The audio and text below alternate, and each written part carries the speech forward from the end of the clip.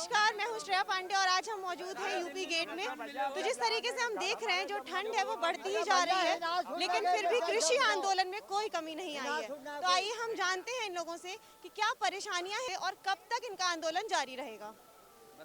तो कब तक आप आंदोलन कब तक करते रहेंगे? जब तक ये सरकार 3 कानून वापस नहीं ले लेती और जो कोर्ट ने आदेश करा कमेटी बनाकर उस पर हमारे लोगों को बुलाती नहीं, तब तक आंदोलन जारी रहेगा।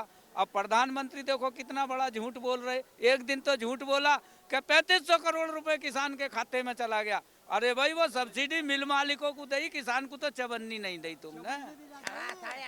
कानूनों से कृषि कानून जो है, तीनों कानून, उनसे दिक्कत क्या है आपको? अरे सारी दिक्कत है भैया। एमएसपी की बात करें, 3 महीना मिल चलता हो गया हमारा, अभी योगी जी ने रेट ही तय नहीं करा। बताओ, हमें यो पता नहीं हमारा किस भाव माल बिक रहा। 1868 रुपया धान का मूल्य तय है, 1868 रुपए, और 8 रुपए 9 रुपए में हमारा धान किसानों का खरीदा जा रहा है।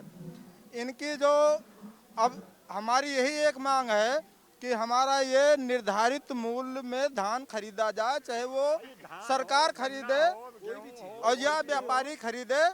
हमारा जो मूल्य निर्धारित है कम से कम उस रेट में तो हमको मिल जाए। हमारे जानने में है 1989 में डीजल का दाम 4 रुपया कुछ पैसा था, और उसके बाद जो है जो हमारे धान का चावल का दाम था, गेहूं का दाम था 4.5 रुपए से ऊपर लागत थी।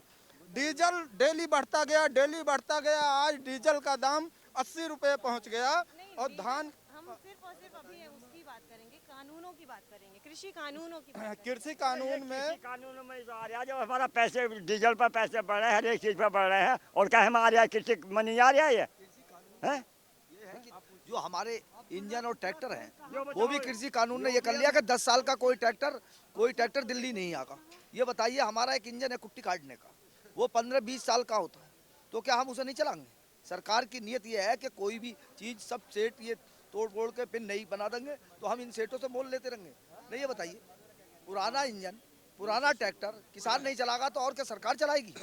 है भाई, सरकार के जो रेलवे हैं ये कितने पुराने हो गए अंग्रेजों के दौड़ के, तो इसे क्यों नहीं उसमें ले रहे? हमारे इंजन और ट्रैक्टर सरकार को दिखाई दे रहे हैं, ये कानून है इस सरकार के। आपको क्या परेशानियां हैं जो आपको इस कृषि कानून से देखनी पड़ रही है? सबसे बड़ी परेशानी तो ये है, आज के दौर में मोदी जी कहते थे कि हम अच्छे दिन लाएंगे, तो हम तो ये कहेंगे भैया जो हमारे बुरे दिन थे, बेकार दिन थे, वही लौटा दो। एक अन्न पैदा करने वाला किसान भगवान का रूप होता है, और वो सरधड़ की बाजी लगा के घर से निकला हुआ है और वो ऑन रोड बैठा हुआ है। टेम्परेचर देख रहे हैं आप, ठंड बढ़ती जा रही है, तो आप समझदार हैं, आप खुद ही देखिए।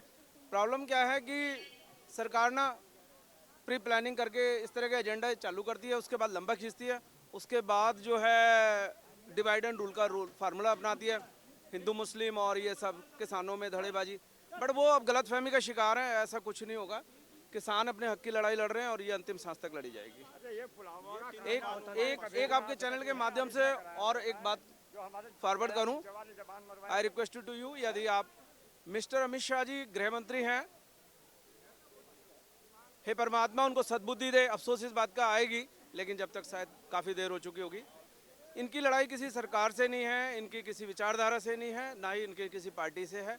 इनके सीधे सीधे 3 नियम हैं, उसको निरस्त करो और ये तमाशा ख़त्म करो। सरकार के हाथ में बहुत कुछ है, बट सरकार इसमें पता नहीं क्या एडवांटेज देख रही है, वो उसकी गलतफहमी है, वो समय आने पे दूर हो जाएगी।